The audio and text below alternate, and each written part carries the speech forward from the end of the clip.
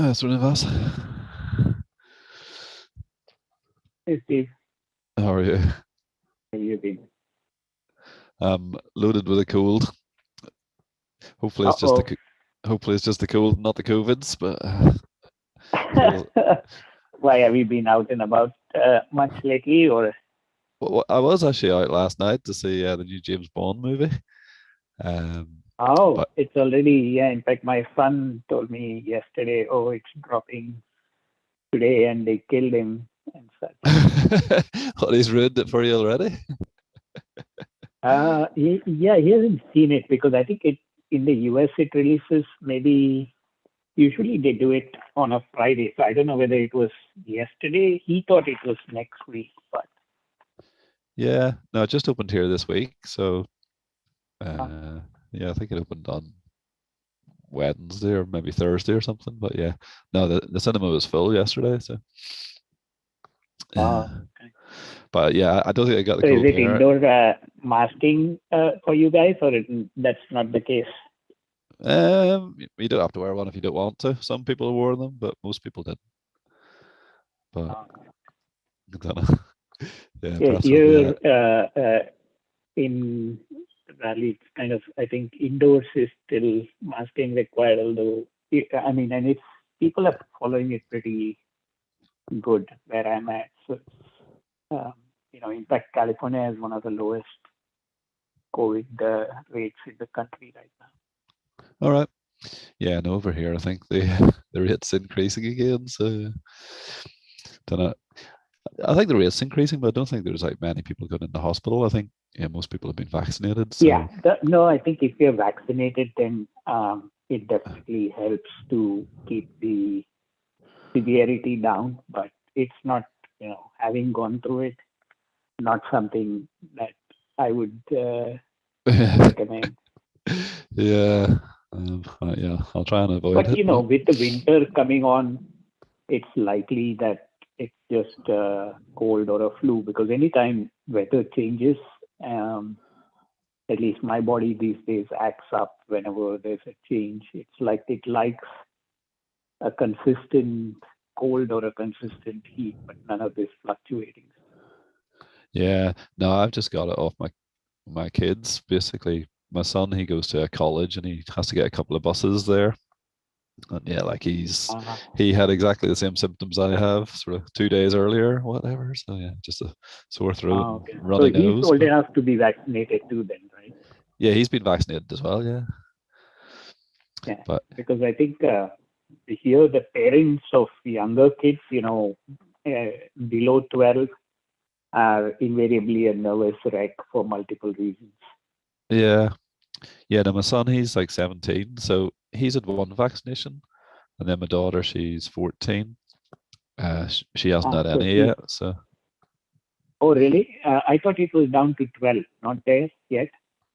well, in the schools they've started doing it, but they haven't got to her school yet, so I'm not sure Oh, I see. whether she'll get it or not. I don't know, Because but here it's like, you can go anywhere, and if you're above 12 years of age, then you can go to any, and in fact, because vaccination, I mean, in this one instance, um, unlike in England where I think all medical is free, here with the NHS, right? Here yeah, it's crazy, but in this case, they allow you to get vaccinated wherever. yeah, yeah. No, I think she could have it if I took her to some vaccine thing. But as I say, they're meant to be bringing it to schools or whatever. But I'm not sure will that happen. But Mm. I don't know. Yeah. Anyways, Yeah, that's always a worry. yeah. So see how it goes. But the Um, newer variant, I think, with adults, I mean, it's almost like in its evolution, but it just basically latches on to organisms that aren't protected. So now with kids not being protected, then, that's where it's spread. yeah, yeah. No, like things are sort of Okay, pretty much so I getting back think to normal. talking Yeah, of kids, I think, it's like, I think just you and I. yeah, I think so. Yes, I think don't think Mayhill is going to be back for a while, if ever. Yeah, he might want to, but I was smiling, saying he might decide he wants to escape after all, and like Yeah. suddenly say, okay, I need some time off from the diapers. If he can keep his eyes open, but yeah. Yeah, So he has a whole slew of activities in front of him. Like, oh, I remember celebrating when I could finally get rid of all the child seats from my vehicles. yeah. So You yeah. have to lug this, and now they've increased it to where it's like, I don't know what is it in Britain. Here it's like 8 years or 80 pounds or something. Mm, not sure. I suppose yeah, my kids had sort of booster seat things up until they were about 8, but Yeah, yeah, I'm not sure what the law is like, but yeah. such a pain. And then when you're Yeah. finally done with all that, you're like, Although, like, yeah, like freedom. now I'm into the sort of the expenses. If my kid goes to university, then over here you got to pay for universities now. So, Yeah, yeah, yeah. so did you These get your days. problems sorted out then with your browser? No, I was so frustrated with this thing that I have to do it today. I did what you suggested, but I haven't gone back in and tried. It was really frustrating because, if you can't do, I started using, I wanted to do something simple with the notebook that you had posted, or Yeah. just basically, I wanted to, in fact, start off very simple by just using one slice that had the largest number of pixels because you identify that slice, right? Yep. So I kind of wanted to run something, and that's what I was trying to do. And it was just wouldn't, every third cell I would run would just continue to circle and never come back. And just, the minutes would keep ticking, like 5 minutes. And I was like, this is ridiculous. It should take less than 30 seconds to get this thing running. So I, logged off of Kaggle, relog. Well, actually, in fact, um, I don't think I also shut down that particular browser tab or window, open a new window and tried. That didn't work. Then finally, I did do what you recommended of cleaned my browser of all Kaggle cookies. I haven't gone back in yet and tried. And the funny thing is, it happens only on my interactive runs, meaning if I, the save and commit thing, Yeah. Yeah. if I do that, then, um, it runs fine. It takes the normal amount of time and all that. But you can't program if you can't see the results of cells executing and stuff. I don't want to kind of sit there and code and then figure each one. I wanted to try it interactively, get something working, then launch the stuff. So I went on Kaggle, did some research on anything, and most of the posts aren't relevant, and they didn't. They complained about stuff that seems to have been fixed. So I don't know what is going on. I think what you said may be right, that it might be my system, but what is strange about that then is, why does the committing work, but just not the interactive part? Yeah, like that's why I thought it might be a browser thing, like something to do with your cookies or whatever. So yeah, like the other thing I was going to suggest was if you just like had a different browser, like if, I take it you're like normally in Chrome or whatever, so just like try Firefox or something Yeah, like yeah. that. Okay, that's a good idea too. Maybe I'll just go to Firefox and see whether it's something to do. I logged off of Chrome from my account and re-logged back in.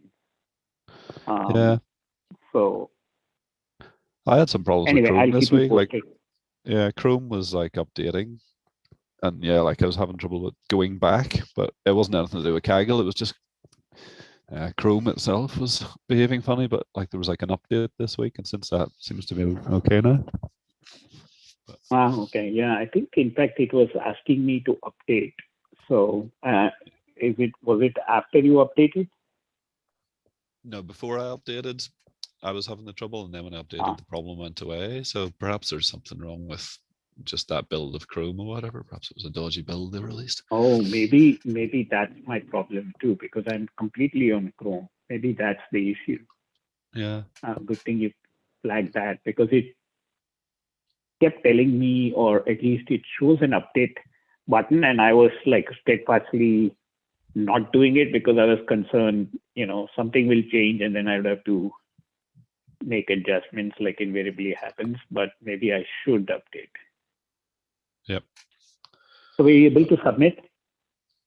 I haven't got that far yet. I'll show my screen here and show you sort of where I'm up to, but um, if I can find it. um,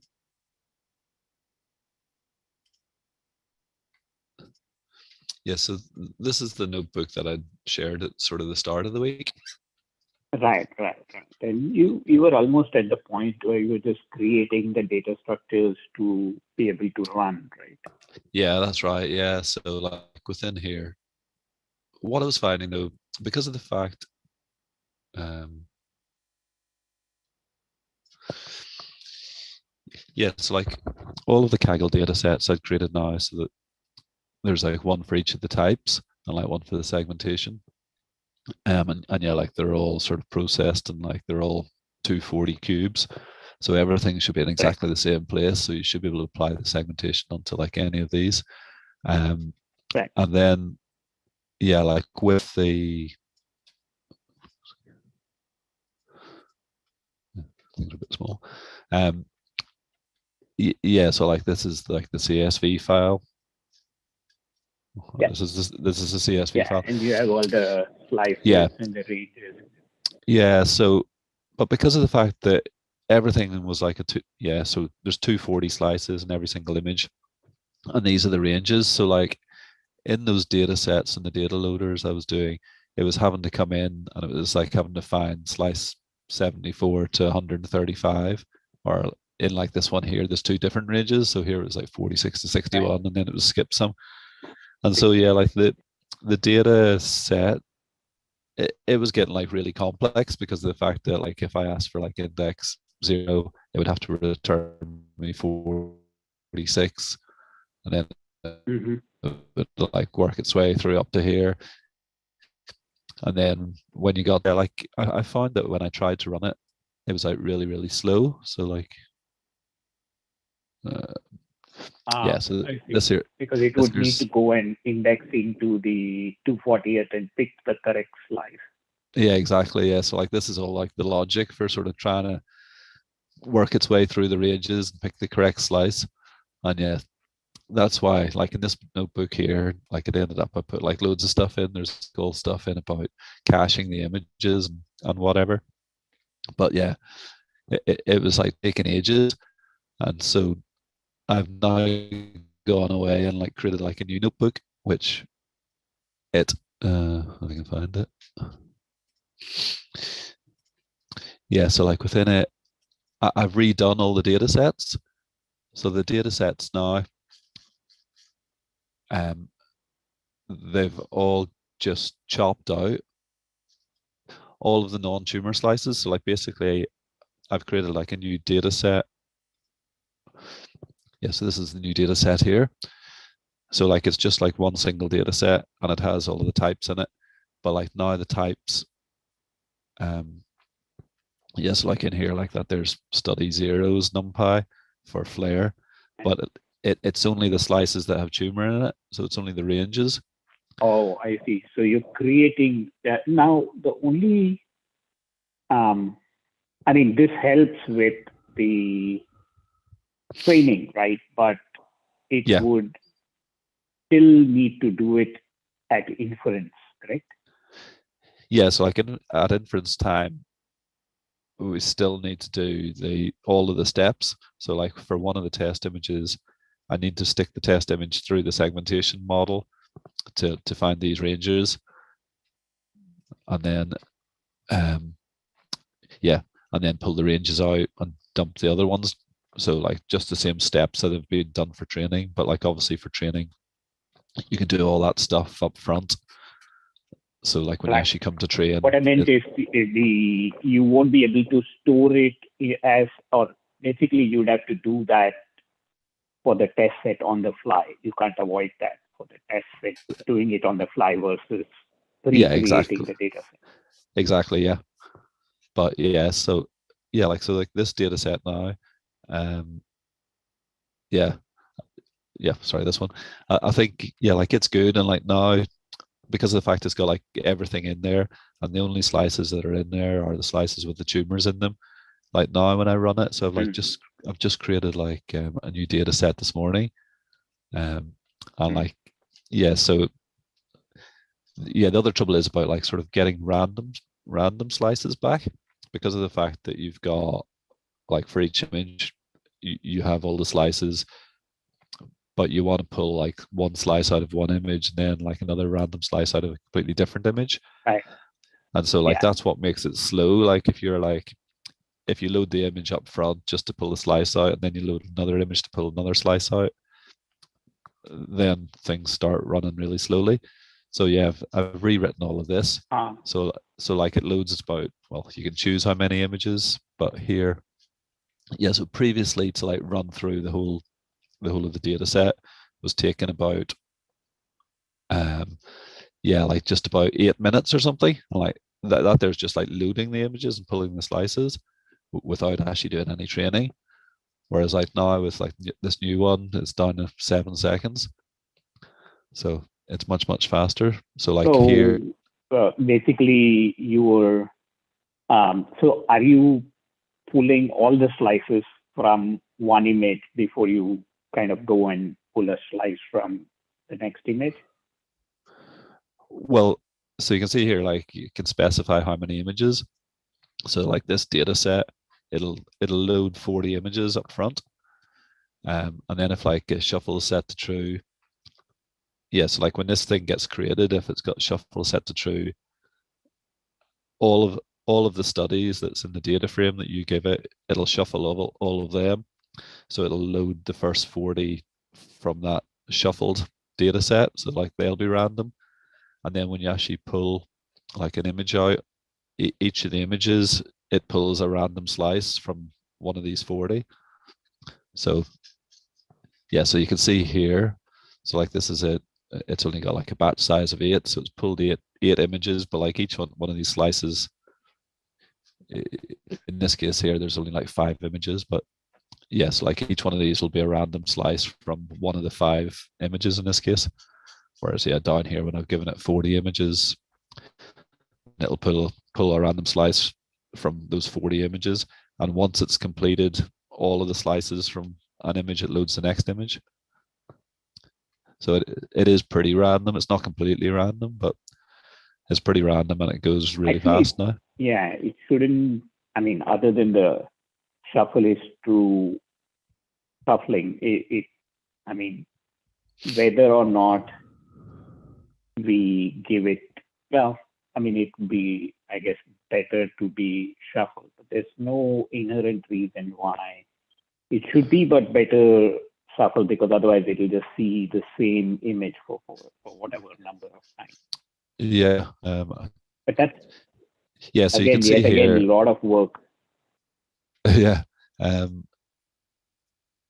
yeah. Like, yeah. So here, like these images are all, yeah, as I say, from like different images, but I've changed that to, yeah. So like now, well, It'll give the same. yeah. So it's just one Or you have slice to after go. that, I think. Yeah. So when shuffling's off, it'll like load one image and work its way through all the slices from the start to the end. That is, And so you can see here now. that's pretty fast. Right. Yeah, same image. Yeah, yeah. So well, it's not actually. Yeah, so it's the same image, but it's the slices. So this is the first 8 slices from the very first image. So you can see there's hardly any difference in any of them. So if you gave this Right. to your model to train, yeah, because of the fact like all of this is like there's no randomness basically, then it's it wouldn't learn very much. Where is it? Yeah, whereas here these are all from the different images. So yeah, so yeah, so that's I had with this other one, I had started like trying, so I'd created some data sets and a data loader and stuff, and like yeah, so like it was working through the ranges, and I had yeah, so like I'd finally got it like to sort of to learn. So again, like in this notebook that I'd shared with you, I hadn't sort of selected a model really. So the one I ended up going with is this thing here, which is like this is just like a handmade CNN. It's from that book I was on about a while back, like the Deep Learning with PyTorch book. So yeah, like so it's Oh just a yeah, sort yeah. of In fact, I like yeah, I know the book. Yeah. yeah They yeah talk about medical imaging and stuff in that. yeah the whole second half of that book is very similar to this. It's like sort of like looking for tumors on the lungs or whatever, but it does segmentation and classification together, so it is pretty similar. So yeah, like this is just Mm-hmm. sort of the CNN stolen out of it. Um, the reason I did that was just because of the fact it was like easy to like set it up, so it was like Modify. took the right input size or whatever. But Right, yeah, right, like obviously it's not pre-trained or anything. Um, right. Mm-hmm. and yeah, so like it was just to sort of like get um, a rough sort of benchmark of where I was. But Right, right. Yeah. these are the curves from it, which uh, yeah, Yeah, your curves are also still very similar to what we were seeing with just the other thing, right? It just bounces around. yeah. So like um, um yeah. So the training loss, you can see it's going not too bad. It's like sort of started here. Yeah. It is decreasing, and like if I trained that a bit further, then It's it was decreasing quite a bit actually yeah. So because I haven't seen 0.7 it to looks like 0.2, it's which is starting, but like the validation. about the Yeah. validation loss. Um, but yeah, like on the validation loss, yeah, like it's here, but it seems to go. It's maybe easier to see it. Yeah. Yeah. So I'm not sure what's happened to that, but it's yeah. So like on the validation loss, it doesn't look very good at all. You can see it's massive here and it seems to be going up. So it's just a bit hard to see really. But Um, is the on that one, what am I trying to say? The x-axis at 1K, that means you're at 1,000 runs is where it begins to, yeah. or So what's your yeah. So like on this axis here, rather than epochs, this is like the number of um, training samples that have been presented. So like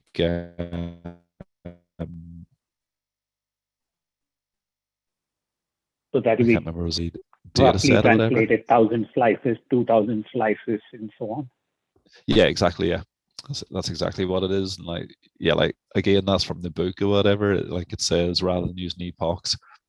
Yeah, so like this is actually the number of slices that have been presented to the network.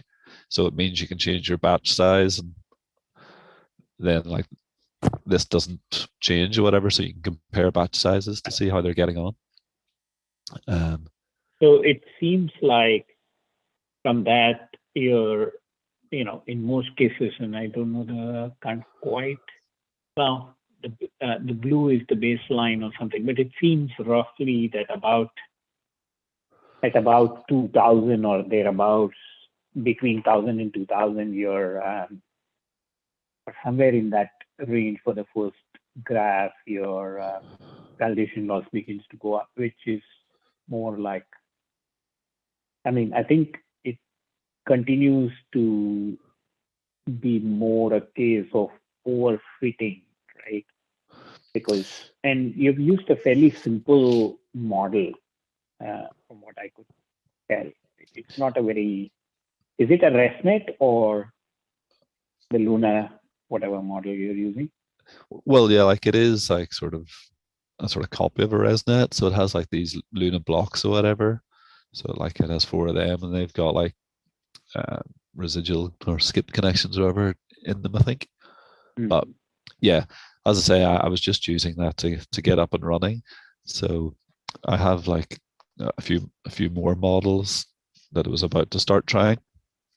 Yeah, no, I think, I mean, it's good to just, like you've done, stick with kind of simple model, because anyways, it seems like over fitting is the major problem, because the validation, I mean, your training loss is going down very nicely compared to anything we have done, Mehul or I. So it seems like at least that's a good sign that the segmentation is actually helping, because that means that at least the model is training well. Now, if validation doesn't, the one other thing I tried, but it didn't make a difference in my case, but it might actually make a difference in your case, is to try and add what was I going to say, weight decay or L2 regularization, to see whether that helps improve the overfitting. Yeah. Yeah, there's that. Yeah, like there's like a load of things to try, whatever. So at the minute, there's no augmentation or anything on there. Um, so yeah, I was going to Yeah, try. but but Mehul struggle. I think he did try. I didn't try augmentation, but I might have had it on by mistake in one case. But Mehul definitely tried it explicitly. His didn't improve. Although you could just try very simple. But before any of that, I would try just the one other thing. So were you able to get a score with this thing or not yet? Didn't submit.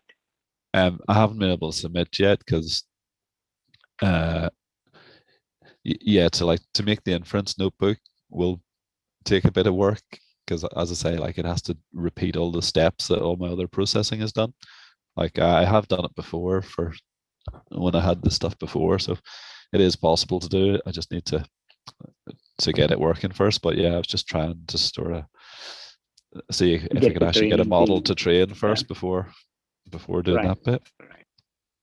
Yeah. No, the other, which is why the thing I wanted to try with your, or even your earlier thing, just to see, and my desire was just to see how much the segmentation helps is, and that's why I was going to take the very simple approach of just taking the max index and then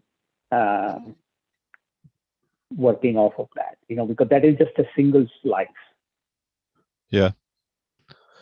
Your only trouble Right. then is if And you would you not think you'll be if you only take that one single slice, then your training set's going to be very small, isn't it?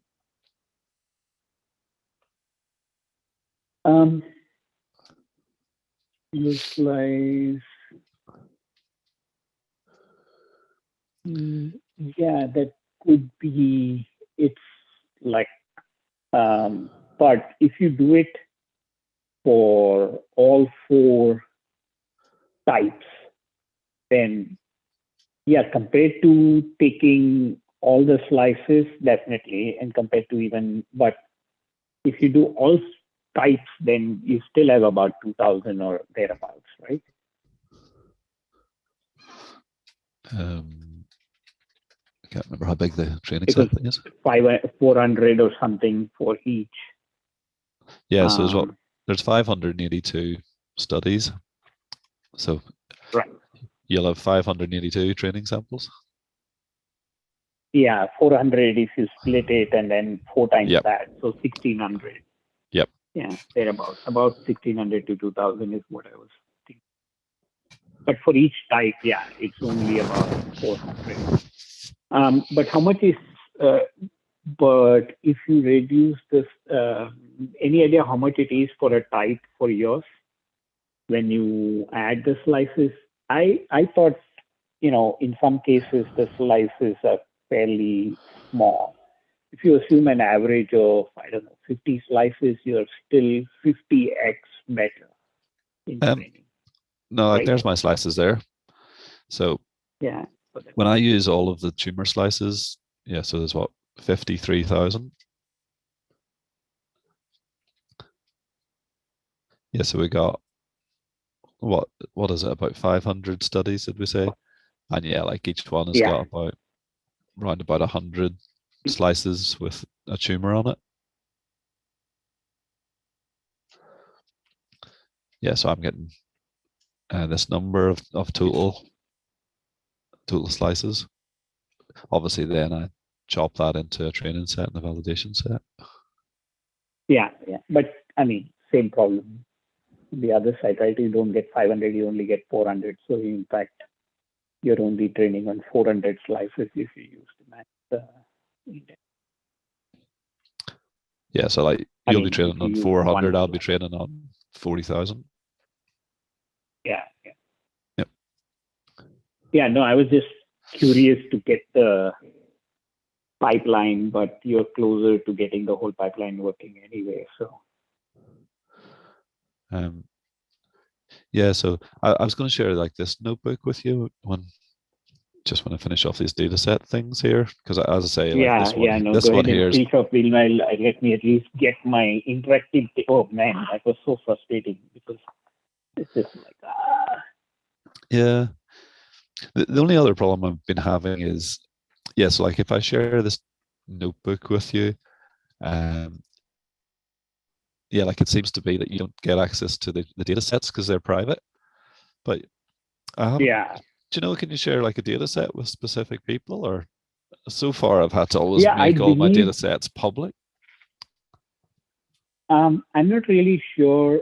I'll look into it, but I thought that even if you create a data set, much like your notebook, I think the data sets have this option of sharing with specific people too.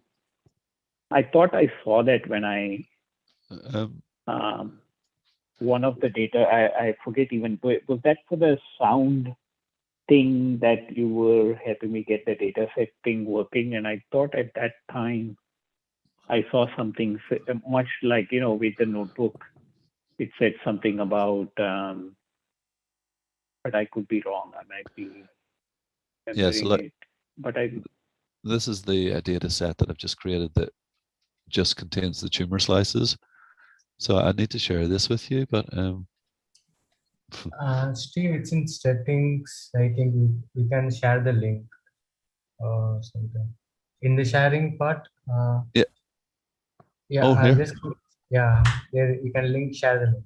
see there you say add user, Yeah, but even below, can you just not add user?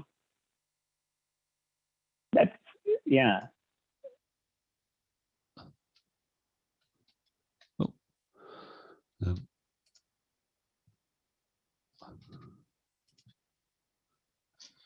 um, don't know. This just looks like it's into some help thing. Yeah. Whereas if you go back and what does it do when? Oh no, just search for users If I just send where this it says link, search. or That may be possible too, but I was saying like if you say search.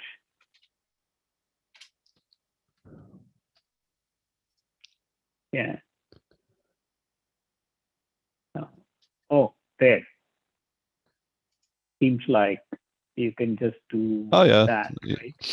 yeah, that looks okay. Yeah, I thought that's what I saw. Yep. You need not make it public, but you can share it. Um,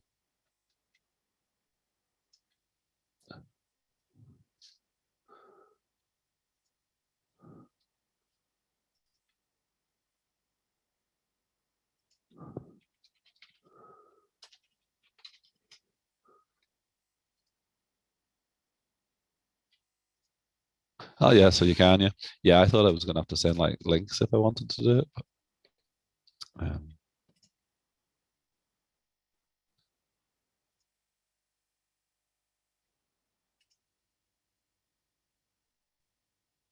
yep. Okay. Fascinating. So, oh, okay. So that's cool. It's just the validation loss seems to be high. Yeah, I mean, I think, what it seems to suggest is it's good enough to use a simple network and then do other things to um, make it generalize better because it overfits at a fairly um, small, it begins to overfit very quickly. Yeah, but yeah, like as you say, like it does look as if it's actually able to learn now and sort of recognize if it's got MGMT or whatever from the slice. So yeah, just need to do something to stop the overfitting. Yeah. So it's more just a overfitting problem, which means that the simpler your network is, or the other ways of um, weight decay, or as you say, augmentation, um, those kinds of things should help address that problem. Because your training loss is um, amazingly good when it goes. I mean, that was the problem that in none of the graphs that Neola I had, as you rightly observed, none of them went below like 0.5 at most, or 0.5 high value, 0.58, 0.57. Yours Yeah, has gone down all the way to 0.2, which is yeah, like it was pretty going down, it was like still going down, but um, as I say, it was just really, really slow. Like that took 9 hours or something to get there. Whereas I hopefully with cutting down to just the tumor slices and like having like my new sort of random thing, it should be much, much quicker to train. And then I can, yeah, like start trying the different techniques or whatever and models and stuff. yeah, yeah, impressive. Yeah, so it definitely seems to be the case that at least that's the part I was intensely, I mean, it's obvious it should help, but I just wanted uh, the segmentation part. And one other thought, I mean, this is obviously beyond um, getting the pipeline working, but the other thought I had, I'll just throw it out there, since if you finish all this up and have time, then this may be additional things to spruce up the goodness of your model. Is I was thinking that in one thing that Mehul uh, mentioned several weeks back and stuff was how um, in a previous competition or something, that the winner was somebody who had extracted some features and then put it through, I forget whether it was just gradient boosting of using some after extracting some features. The one thing I was thinking, given what you had already done, Steve, as part of your, as I was going through the notebook and observing the data that you had gathered up, was two thoughts occurred to me. One is, you have the total number of pixels that have a tumor in them counted for each image type, I think, or each uh, study, correct? That's right, yeah. Yeah. I thought that value, for example, and since you also had earlier, the the bounding box, and you have the number of slices, then using those two together can give you a rough approximation. Right, because the bounding box doesn't exactly follow the contour, but to calculate volume of the tumor. So I was thinking that, as a first order, even just converting those two to torch values and then concatenating that as inputs going into somehow adding them as inputs, maybe towards either at the very beginning, or if that's a pain because you now have to somehow it's not just a convolutional network, you have to throw in these two vectors. The other way I was thinking is maybe you can feed them in as vectors to combine with the final fully connected part of the network. Yeah. Add them in as, concatenate them as additional features that you provide to your network. Yeah, I saw as well that in the DICOM information itself, yeah, like it tells you like the sex of the patient. Yeah, supposedly women are much higher probability of having MGMT than men are. So yeah, there's maybe some other like sort of information from the DICOM about the actual patient themselves. I don't know, does it give other information as like sort of what age they are and stuff? I don't know. Age, but yeah. But yeah, like certainly information like that might sort of help as well. Right. No, that's excellent thought too. Yep. The DICOM metadata combined with, because I thought, hey, you have very nicely calculated total number of pixels, which your first order should give you actually a direct calculation of the volume in some sense too, right? Yep. Yeah. Obviously we're running out of time. Like it's next week is the sort of the team's deadline, isn't it? And then only one more week after that. Yeah. That's why I said, I mean, if at all any time remains after, because like you said, you still have to get the whole pipeline or working for an inference kind of part of it too. Yeah. I have a notebook already that does most of the inference, because it is mostly based on stuff I'd done before, so hopefully it'll not take too long. So I'm hoping within a day or so to actually make some submissions. But that'd be good. I think you're, to me at least, this is the most rational approach to the problem. It is a bit bad though. So it's taken 2.5 months to get to it. So. Yeah, but I mean, as you were saying, it's just so much data processing of converting stuff, and then again, close to the finish line. In fact, I hadn't even thought of the actual problem you encountered.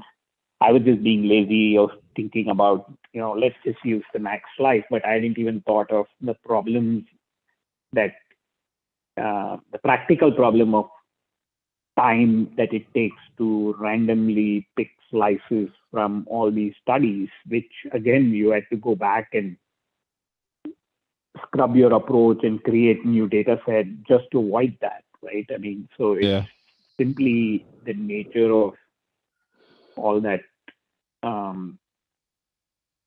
data processing. I mean, I think, like you were saying, the actual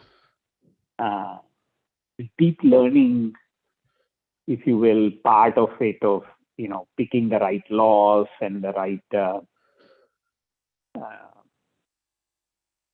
augmentation, or any or even the right model and all that, is not really the challenging part of this. So I mean, the 2.5 months were, I think, spent on the right challenge is, I guess, what I'm trying to do, long-winded way. Because most of the challenge of this competition seems to be getting the data in the right shape. And by the way, that seems to be more and more the case, right? As because even the previous competition, we spent a lot of time trying to get the sound waves in the appropriate format with appropriate, I forget even now the terms we were using, right? Like correct amount of FFTs and this and that. Yeah. To be able to recognize all the bird sounds. And it's the same thing here. It's just been 2.5 months of getting the data into the right shape. Yep. Hopefully it's in the right shape now, and hopefully in this last week it'll actually start learning something.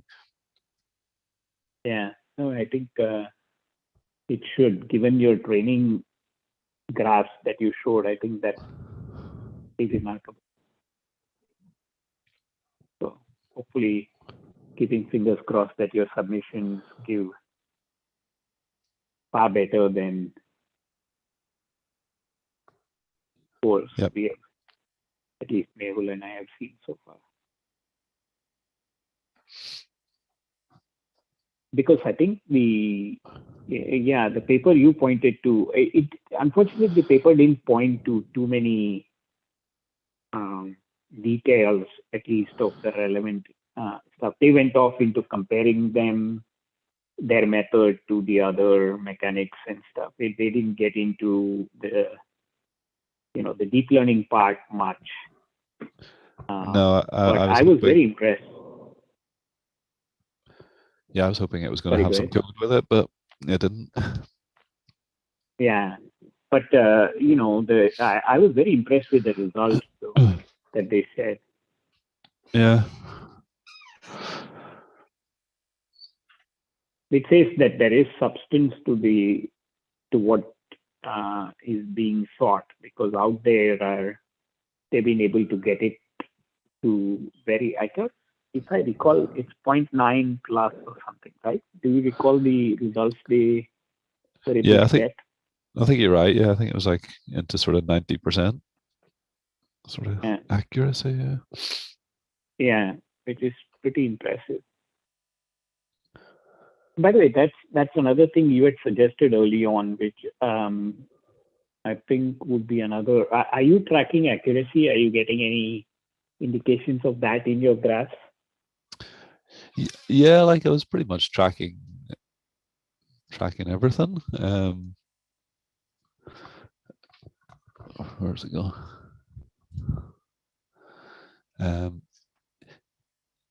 Yeah, so again this is all from that book where it sort of puts things into groups. Validation, correct, training loss, validation. Yeah, so it's like F1 scores and whatever. Is that validation correct? Is that percentage correct? Or yeah, I think that's percent. Validation correct. But yeah, so it ends up getting 100% of the positive ones correct, and then it's the negative ones that ends up not being able to classify any of them for whatever reason. Yeah,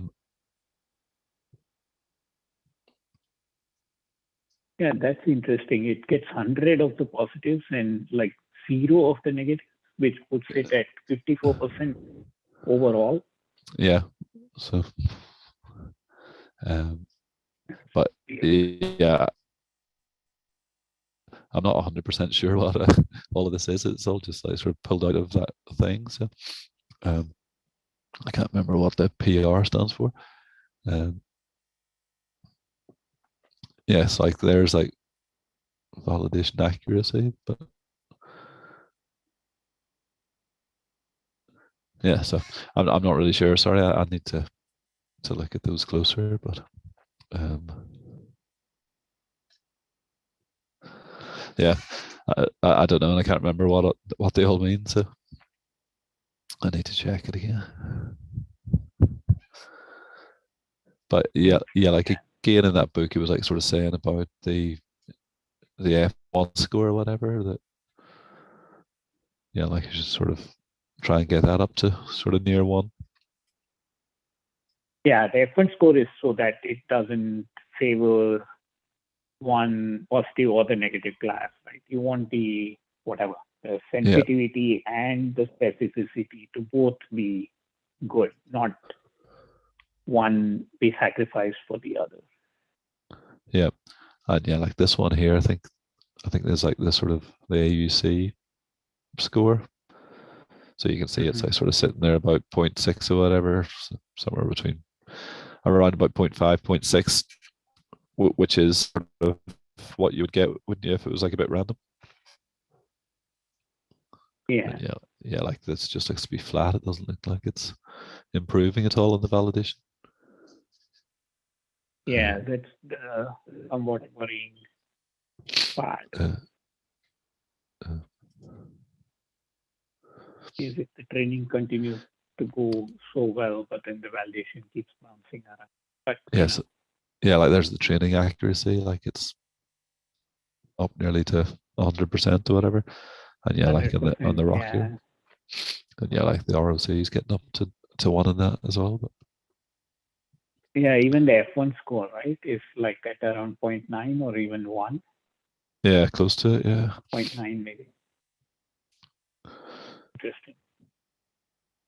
Yeah, so yes, hopefully things are running faster now. Then I can try different things and try adding augmentation and weight decay and stuff. See how it goes. Yeah. Good deal. Glad somebody was at least able to make some. Man, last week was just a frustrating week for me. Never got Yeah. off the ground and beat my head against Kaggle. But I'll try updating and maybe even switching a different browser if I continue to start the problem. I was almost ready to submit a bug report or something to Kaggle, but because I was just running out of ideas of things to try. But I think your suggestion is a good one. I haven't yet switched computers and tried it either. That's another eliminate. Yeah,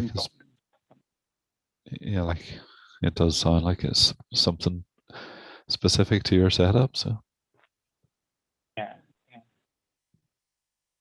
I was wondering whether it is the data size and stuff, but then you seem to be working with the same data sets fine, right? Because I think 170 gig or something for inputs is what shows up. That's the case for you too, right?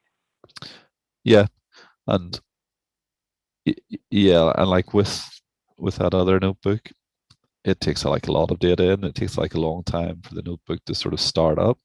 But once it started, I didn't have any trouble. Okay. Yeah, loading it usually takes a little bit of time initially. Yeah. Yeah. Okay. Great. I think very significant progress on your part of getting all the little ones. I hadn't even thought of the time it would take for it to go and grab the different slices from different images and how much that can influence. Yeah, because the whole thing has to take, I think, less than 9 hours. Yeah.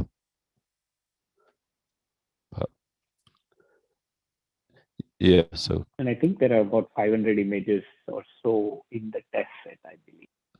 Yeah. Obviously, though, in the inference notebook, you don't need to do the random shuffling, and so it's much faster. You just like load the image and rattle through the slices, so like it goes quickly. It's just when you want to randomly select a slice that things can go slow. Yeah, that, but also I think in some cases what of course we were doing the 3D. In your case, that's the other tremendous boost or benefit of your approach is converting it to a 2D classifier, because the 3D classification approach that Mehul and I were using just would bank us on the inference memory. The memory would need to do inference because all of that data is converted on the fly and has to be held in memory while you're doing the inference. Yeah. Whereas, in your approach, because it's 2D, an entire dimension of pixels of every image is eliminated. Yep. Right. So that's a big plus. in terms of speed, but also in terms of memory that's needed for it.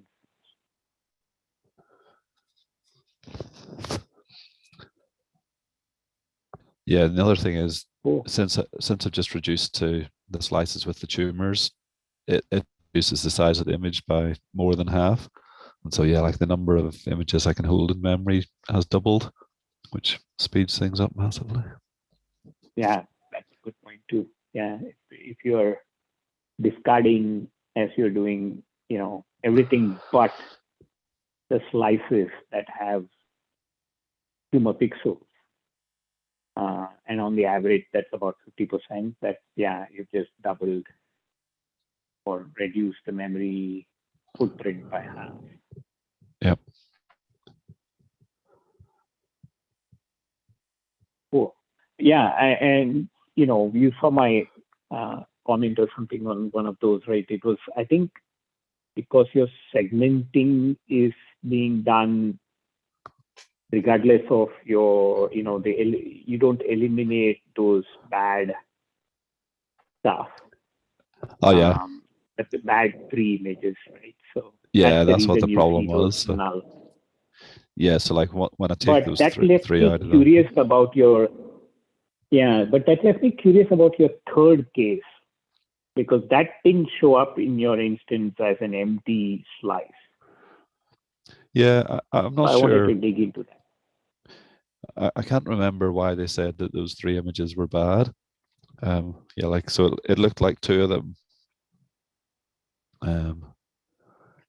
Yeah, so it looked like 2 of them sort of didn't have any tumors or something, which is why they couldn't find them. I'm not sure what was wrong with the third one, but it looked like the segmentation model found a tumor on the third one, but not in the other 2. Yeah. And anyway, it doesn't matter, because I think we get rid of it in the when you're training, so it wouldn't hurt. And in fact, right? Because anyways, you're eliminating that when you're doing the training because of the. Yeah. It's just that you have segmented.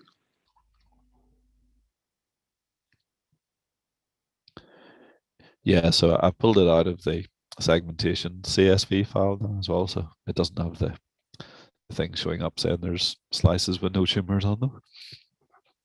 Oh, okay. Alrighty, cool. Hopefully, I'll be able to at least play with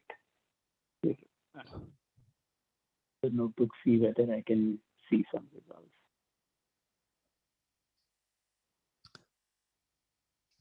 All right. Great. Yeah, sorry. Any comments, Siva, or anything to add? Nothing much, Srinivas. I'm just trying to make it work. I have submitted some kernels, but it was from like publicly shared kernels. I'm also working on like on the segmentation part. I haven't worked on much. So. Sorry, did you want me to share my my notebook with you? Yes, Steve, it will be good. I will just go through it and we can. Yeah. What's your Kaggle name? It's called a Happy Face. HAPPYFAC. I gotta write this down. What was that? H Happy Face. HAPPYFAC. One word, no underscore or anything. And yeah, no underscore.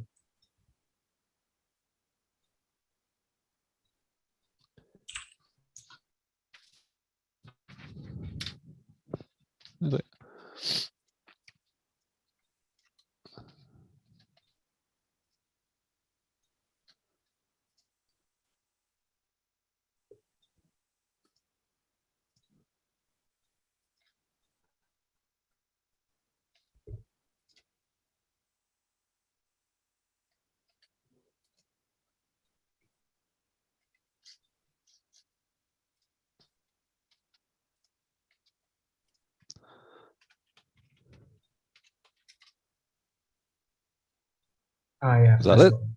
Yeah. Cool. Yep. Yeah. I'll share the other notebook when it's yeah. I'll share the other notebook when I finish it. Great.